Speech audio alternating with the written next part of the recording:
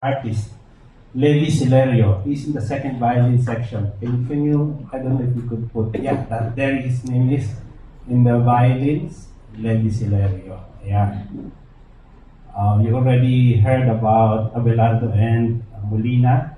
Okay, next slide.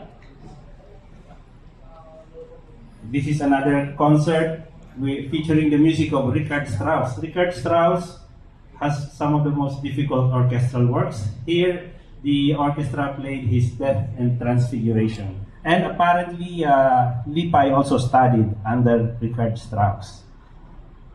Next, this is the concert that features the concertmaster Ernesto Vallejo as soloist. They played the Lalo Sinfonia Español. Next slide, another photo. This is now the debut of Herbert Zipper.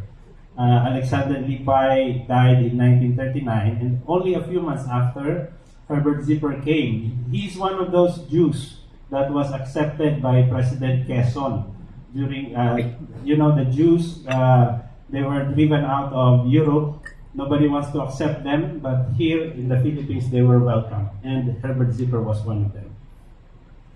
That's the photo of Herbert Zipper.